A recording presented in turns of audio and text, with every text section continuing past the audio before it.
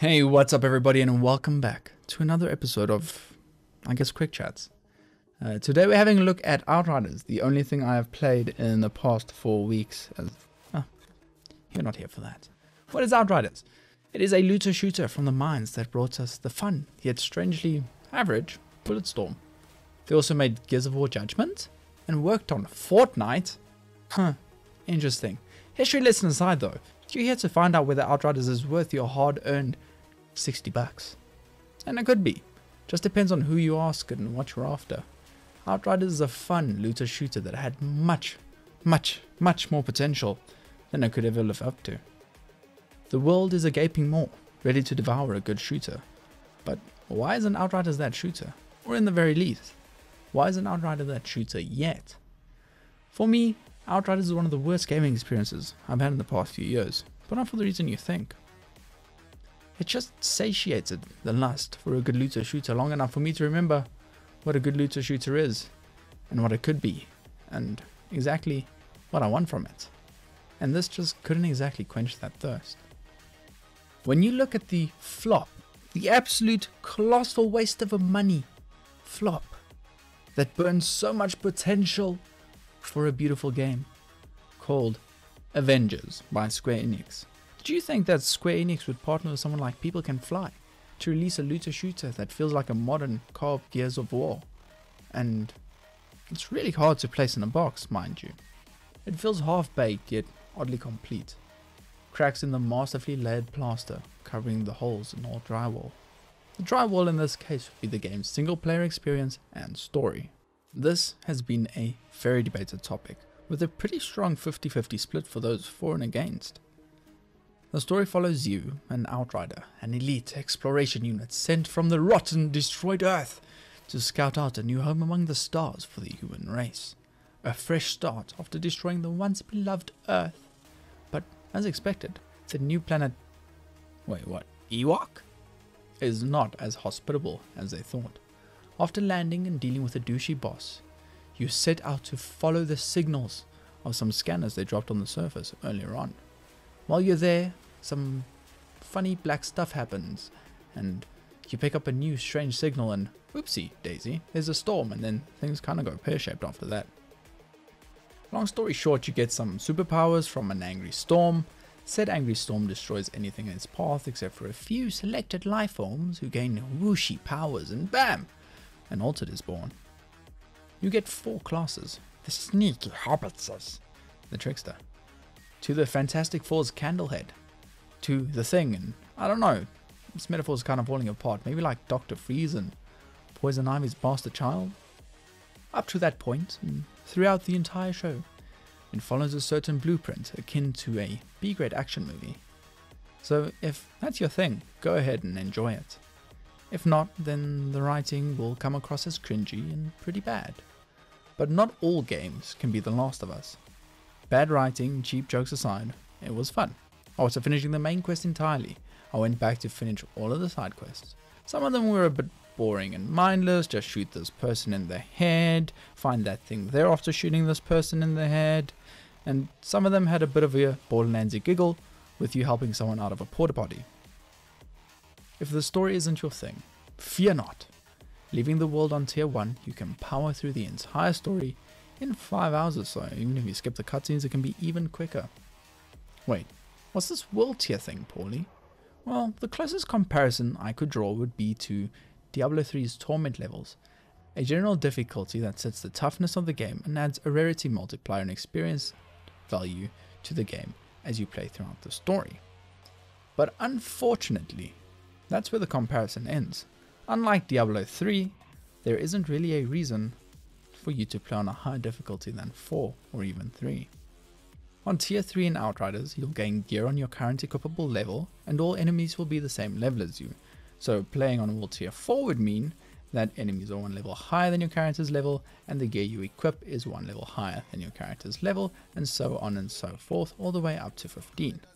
But to play on the higher world tiers, you need to fill up an XP bar, which you just essentially do by killing enemies and then just selecting the next world tier and grabbing the reward. The issue with this system is that the scaling is way off. The enemies and their HP values skyrocket, and you're left feeling, well, quite underpowered. You could spend all of your available resources in your levels and your gear, trying to get everything to the current max equipable level, but that just leaves you with no resources, filling up your mod slots with defensive mods just so you can try and stay alive. So I wasted resources to try and push to a high level and ended up just surviving for 20 minutes in every combat area because nothing would die. On top of this, gear scaling, there's also no bonus on XP gain at all. So the more time you invest for slightly less horrific odds at getting a legendary and a painful struggle to push up the world tier yields no real rewards. Just made you take longer to get to the end game, which made me 10,000% stronger just in the first hour. Now this world tier setting does 3 different things. It gives you an easy way to balance the game's difficulty to how you want it. Are you a good-ass hardcore gamer that can take on any difficulty? Yeah, well, I'm not. I struggled, man. And secondly, it gives you a nice hit of endorphins when you hit 13, 14, and 15. You get that free legendary, baby, yeah. And thirdly, it just wastes your bloody time. Man, if I knew how the scaling and loot worked before I went up, I would have played to World Tier 3 and just stopped there. Loot will drop on your level, enemies won't be too difficult, leaving you enough wiggle room to play around with mods and builds and abilities and find out what's fun and what works with your class without the fear of losing time. This is a grinding game after all, and the solo experience suffers from this game is terrible, and I repeat, terrible checkpoints and downing system. Downing in single player leaves you replaying the same area over and over and over again, with the game's difficulty settings just taunting you. Turn down the difficulty if it's too hard. So just do what the game says.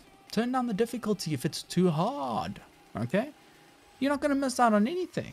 You'll have the sweet spot where you can just set something on fire by looking at it. The world tier doesn't really matter anyway, and when you get to the end game you can always go back and just grind out your world tiers as you do all the side quests and things.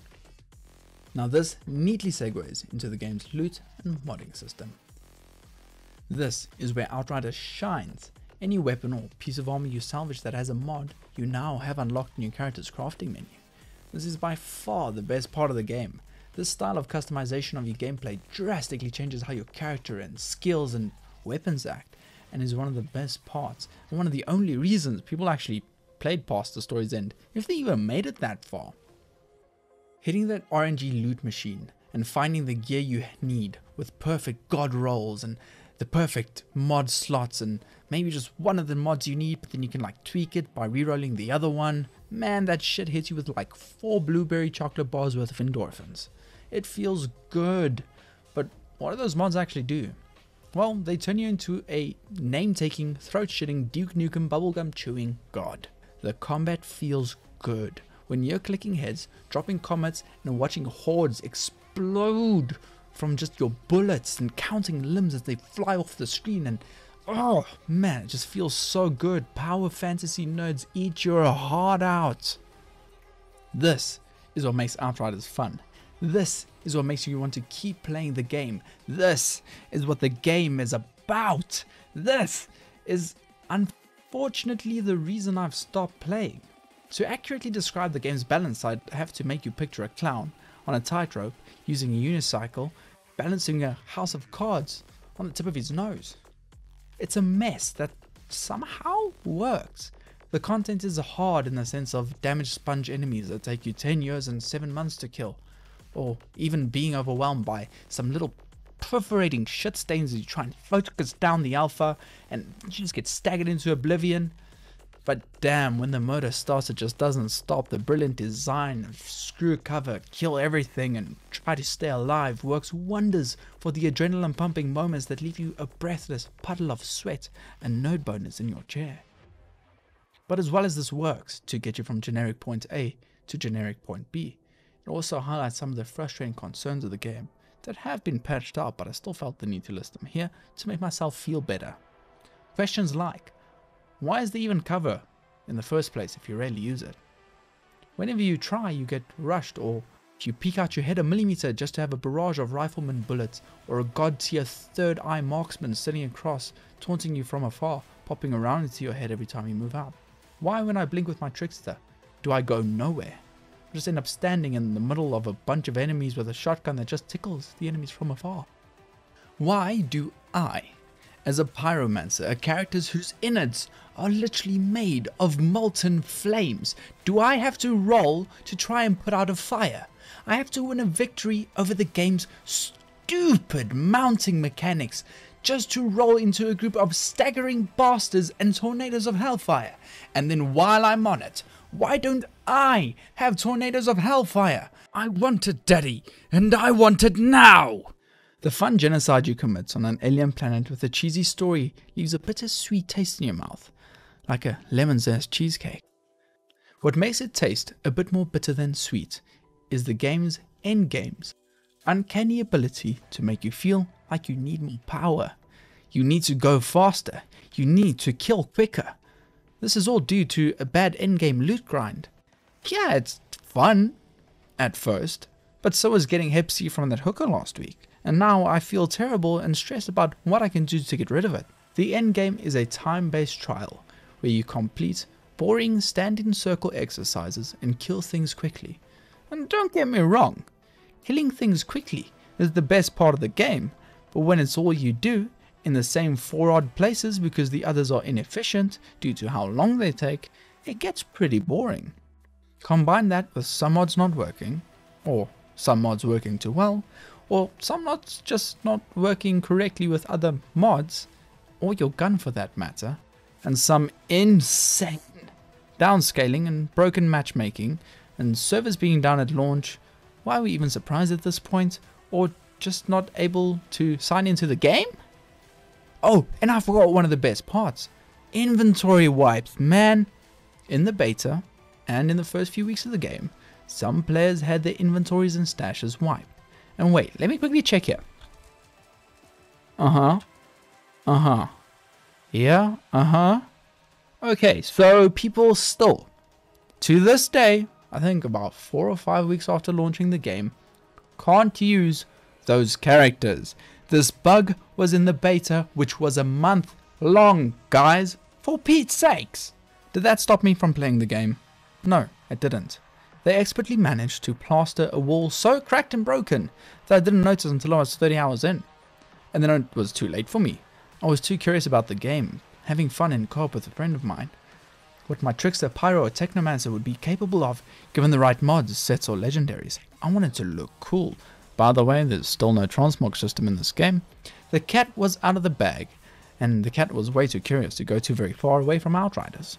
I was in, and after doing everything I could in the game with 2 of the 4 classes, I can finally say I'm done. The plaster held my interest for almost 100 hours, but not a second longer. Until it's stripped off, the wall fixed and sanded down, I can't go on. There just isn't enough for me to do. And that's there to do just isn't different enough from all the other things you do. Outriders is an incredibly fun game, with a wacky single player campaign that's not afraid to kill off characters and make terrible Borderlands prequel style jokes. Its balancing is a mess, where as soon as one thing goes out of whack, it'll all fall apart. And I'm happy to say I played the hell out of it. What Outriders strives to do is make a fast-paced action shooter game where you're a badass with superpowers, throwing people across the room and exploding hordes of enemies. And you know what? They succeeded. It's really, really, really fun. And you know what else? It was worth my $60. And if you enjoyed this, it might be worth yours too. Hey guys, thank you so much for joining me on this episode of Quick Chats. I hope you enjoyed it. If you did, hit the like button, leave me a comment, and check out the rest of the channel. There's a ton of content there and a ton more to come. And if you like what you see, please hit subscribe. And I'll catch you all in the next episode of Quick Chats.